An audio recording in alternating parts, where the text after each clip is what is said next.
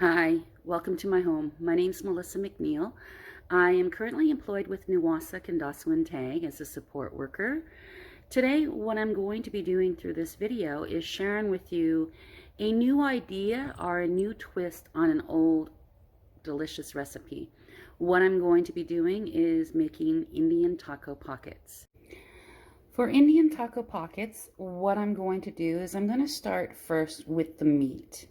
Now, this meat recipe is just like a spaghetti sauce or a chili sauce.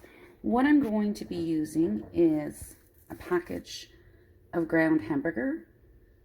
Whether you want to get lean, medium, it's your choice, but one package of hamburger is needed.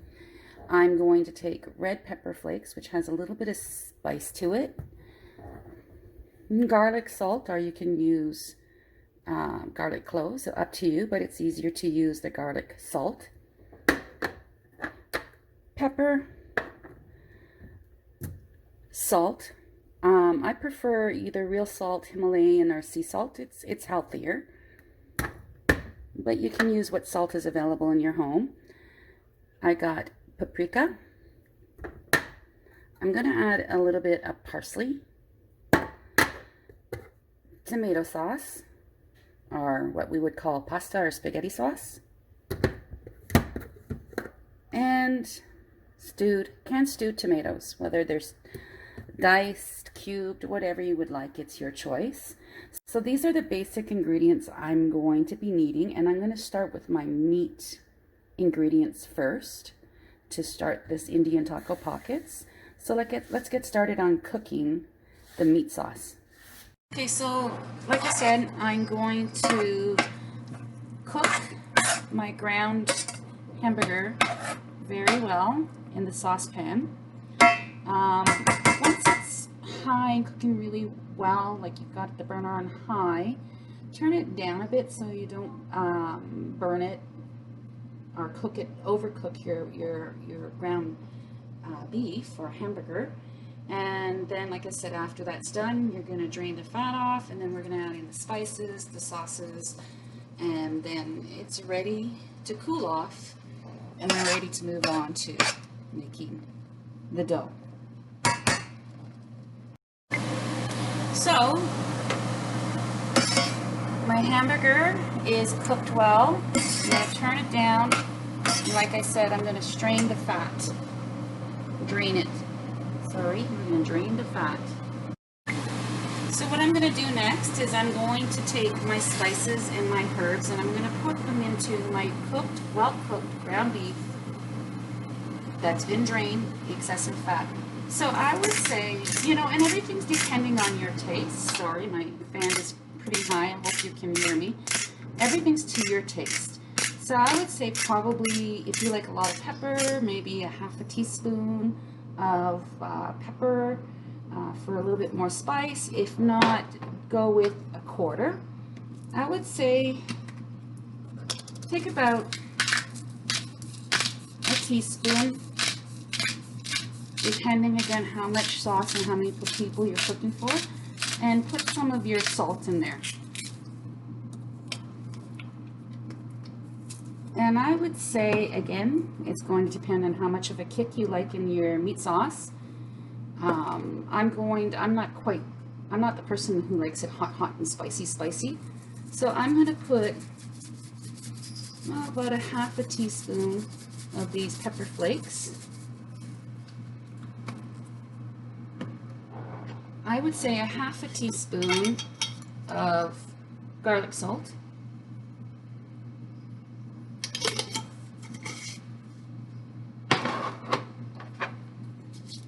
And probably about the same thing for the parsley. Now I've got dried parsley here that's been dried. You can take fresh parsley, it's up to you. And you're going to then put this back on the stove, and you're just going to let all those spices bleed in or marry or sweat into your meat.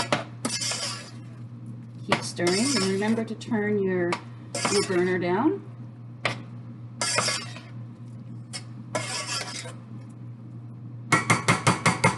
And once you have that all mixed in and blended well together, you're going to take your pasta sauce, spaghetti sauce, tomato sauce, whatever you prefer. Again, the brand is up to you. I also think it's on budget, unless people have a preference. You know, sometimes people like, you know, I don't mind no name ketchup. Good for my budget. However, other people like Heinz or French's. So we're going to just take some of those stewed tomatoes as well. Now, you want to do your best to make sure you're not taking too much of the sauce or the fluid, the liquid, from your stewed tomatoes. And I'm going to put those in as well.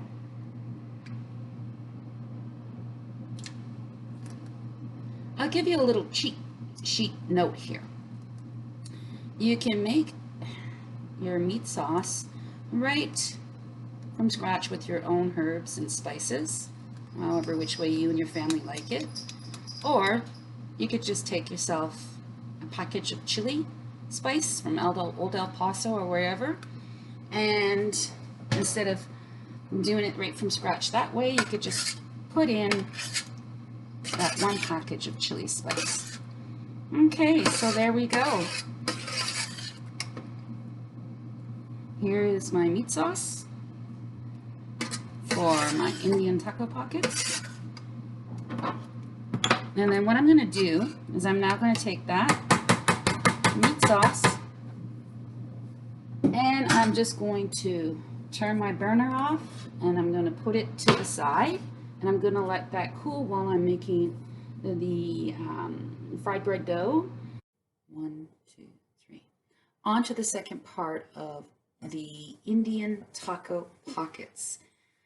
So with the Indian taco pockets, we've already done the meat sauce. I'm going to now do the fried bread dough or bannock dough, whichever way you want to say it. And what we're going to need to do this is we're going to need 2 cups of flour, milk, hot water as well, baking powder, salt, and sugar. Now you can use white sugar, you could use real maple syrup, you can use honey. What I have here is coconut sugar because it's healthier. For those who are being health conscious, have diabetes and things like that, this is real salt. You could use almond flour. This is unbleached white flour. Well, unbleached flour, I shouldn't say white. Unbleached flour, but there's many different alternatives out there you can use to make your fried bread dough. And so let's get started. What I'm going to do is I'm going to take the flour. I'm going to put it in here. You're going to need 2 tablespoons of the baking powder to make your dough nice and fluffy. 1, 2. Then you're going to need about 1/8 of salt. If you don't have 1/8 of salt, don't be afraid to use the 1/4 teaspoon. Right there. Actually, you can use the 1/4 teaspoon. And I'm going to do the same. I'm going to use a 1/4 teaspoon of the sugar. Now, not everybody puts sugar in there. It's just how I know to make my bannock dough, fried bread dough from my cookum, which is Cree for grandmother. So we're going to put all of those things in there. Then what we're going to do after putting all the dry ingredients is we're just going to blend this together, blend it well. Then we're going to add the liquid ingredients. Some people use eggs as well instead of, well, they use water and eggs or milk and eggs, buttermilk even. Everybody has kind of amped up their bannock recipe or fried bread or scone dough recipe. I'm going to add in my milk. And I'm going to take some hot water.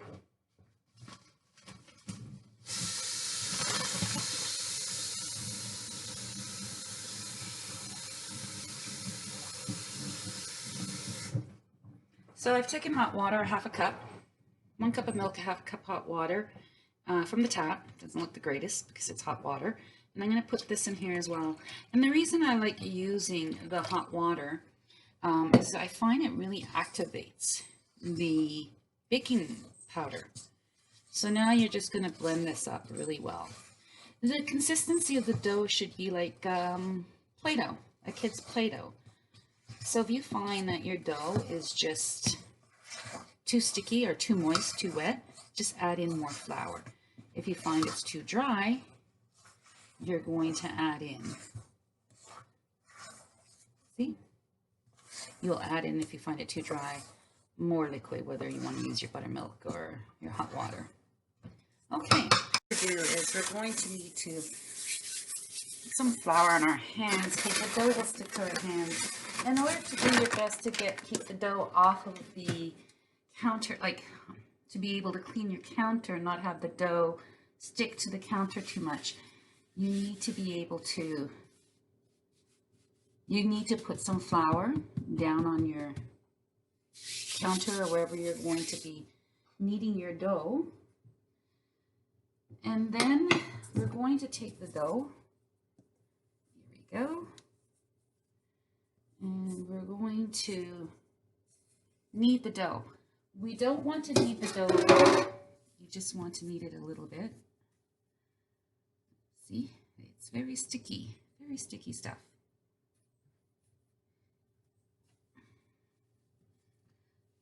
And I'm just gonna kind of put some flour on it.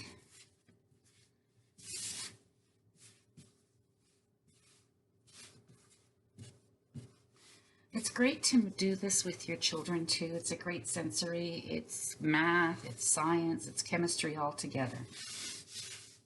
So here's the dough. What you want to do next, let's take an opportunity to get the dough off my hands. You can see I made a bit of mess with the dough already. Not always the cleanest cook, I am not. Anyways. Sorry about that. You're going to take your dough and you're just going to flatten it a bit. Okay.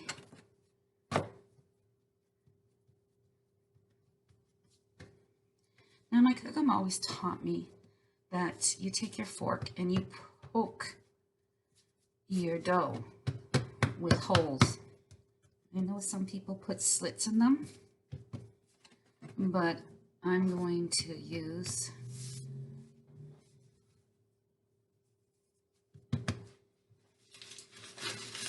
just sprinkle in a little bit because it is very sticky.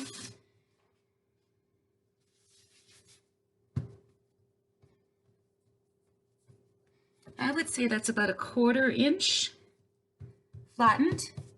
And like I said, my cook told me to take the fork and poke holes. I've seen people who just take knives and cut slits into their fried bread, but I'm going to do what my grandma. I think what this does is it allows the grease to get into the dough as it's frying or baking. My cook always put hers in the oven, but we're making scone, Indian taco pockets. So we need to be able to fry this. Then you're going to take a knife, voila, and you're just going to cut into sections. Just like that.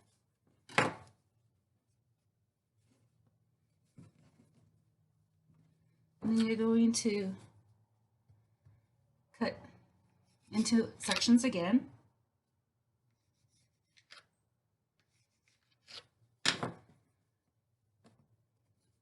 Just put it to the side here.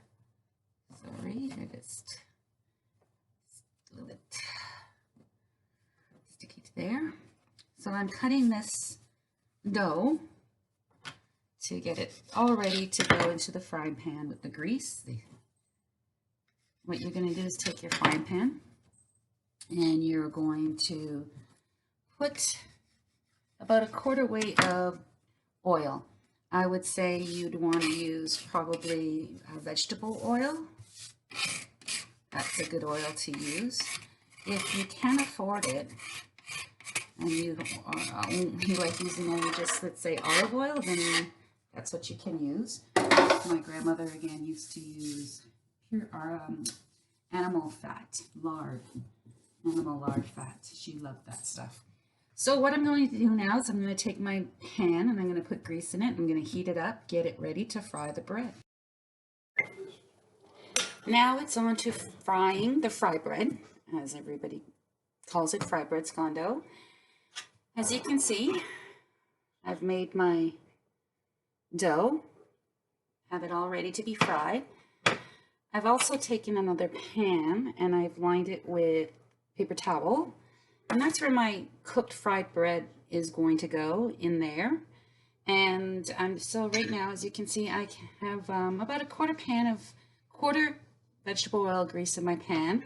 I have my stove on high right now just to have it heated. Just a quick note, just like potatoes or anything with a lot of starch, you need to have your pan and the oil very hot to the point where it's bubbling. So if you take some water or some flour and you put it in there and you see the bubble coming up, that means the pan and the oil is at the right temperature. Once it's at that temperature, put in your dough, put it in there to fry, and then turn your stove down a little bit so it doesn't burn. The reason for that is if your frying pan and your grease or your oil is not hot enough, the dough will stick to the pan and make it very difficult, and it will burn. So I hear right now sizzling taking place, and I'm just going to, well, I think it's great that your children join you in making the dough, because this is very hot oil and everything. It's dangerous. I would just do this without your children for safety purposes. And so we're getting there with the oil as it's heating up. So once you have your dough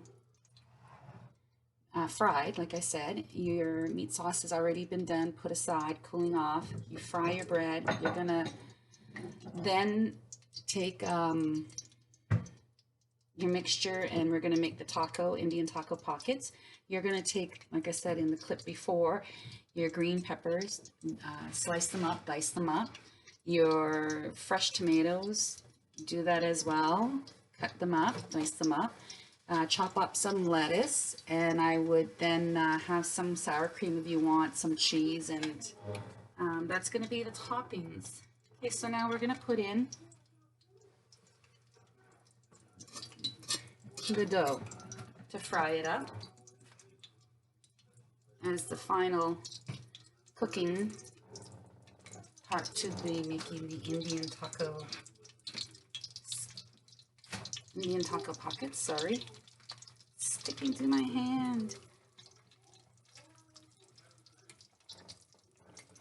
So I'm not sure if you can hear right now the oil and how hot it is.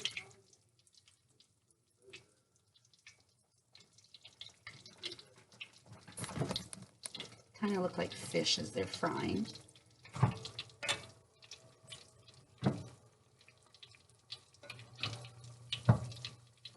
So if you have a large family, you're going to use more than 2 cups of flour.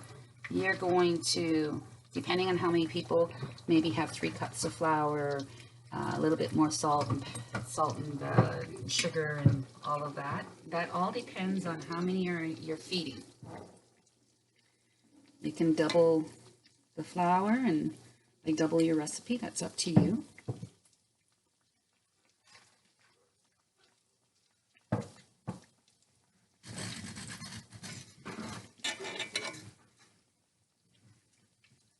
So now you can see that it's cooking, it's frying, and we're going to leave this until the one side that's been submerged into the oil, the dough is nice golden brown. So it looks like we're ready to turn over the dough here, because the one side is now a nice golden color. So you're just going to turn that over. The grease, like I said, in the pan, it's very hot, so please be careful. You may want to use tongs instead of a fork. So we're going to let this side now fry. I really hope you enjoy this video and enjoy the recipe. We have our pieces done. As you can see here, I hope the glare of my light is not keeping you from being able to see the dough, the fry bread.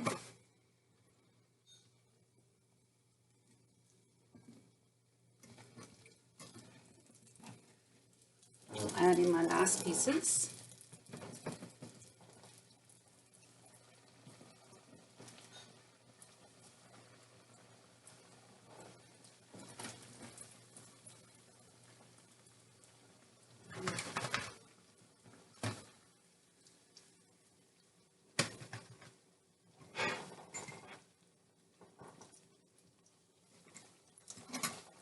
And there are my last pieces of my dough that I've made for my fried bread, or the Indian taco pockets. Like I said, my Kokum loved to bake her dough in the oven. And when she, when I was a child, I never even heard of Indian taco pockets. We would just have our bannock, and sometimes if we were lucky, my Kokum would put berries in there, blueberries, raspberries, because we'd go picking, of course, with her. The other thing is sometimes we were lucky, she would have raisins, and we'd get raisins put in there, which added it more like a dessert. But for the most part, we always just had our bannock, and we'd open it up when it was nice and hot, and we would then butter it with our lard. And we would eat it, whether we were eating it for breakfast, lunch, a snack. But we never had stun dogs or Indian tacos or anything like that. That's something I discovered when I came to Ontario. So I know if my Kokum were watching this, she'd be pleased. I know she'd be looking to have the bread in the oven though. And so that's another way you can have your Indian tacos if you don't want to fry it because you're being more health conscious, is you could put it in the oven to bake it. I've seen people put the dough right in the pan, cast iron frying pan, and put it in the oven and let it cook that way. And then you just cut up pieces and put your meat mixture on there with your chopped veggies and your cheese and all those delicious things. But again, here we are, we're making Indian taco pockets.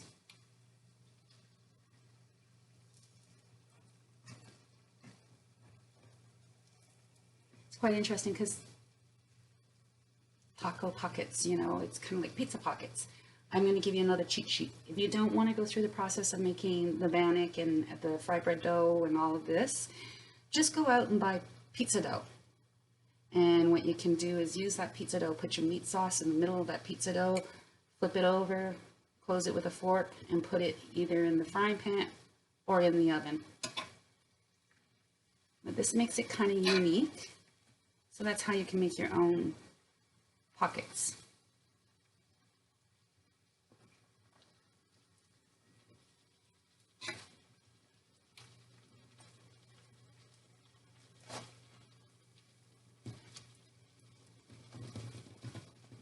Another hint with the grease is when you're, oh, I cooked this one just a little too much. Oops, please be careful.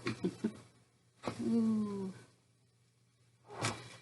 When your grease gets the soot of that layer of flour down there, you need to get some fresh oil in your pan because your dough won't cook as well, which is kind of happening to mine already. Anyways, there's my fried bread pieces for my Indian taco pockets. And the last and final piece, other than adding your garnishes on there, is going to be stuffing those pieces of fried bread. It sounds so interesting, the name Indian taco pockets, right? It's just like an Indian taco, except what we're going to do with the fried bread is they're smaller pieces. Like I said, showed you how to cut it, cook the dough and everything. And then what you're going to do is you're just going to put a slit in here, in the side of your fried bread. And then you're just going to take your meat sauce And you're just going to put some meat sauce in there. Rather than putting the meat sauce on top, you cut your fry bread and you just make a little pocket in there, and then you put your sauce in there. And then what's wonderful is you can eat it just like this, or you can cut up some green onions, some fresh tomatoes, chop up some lettuce, put that all on top with some sour cream, a dollop of sour cream. You can even sprinkle your cheese on top, whichever way you like to eat your Indian tacos. You can eat your Indian taco pockets just like that. So that's the end of my video. Thank you.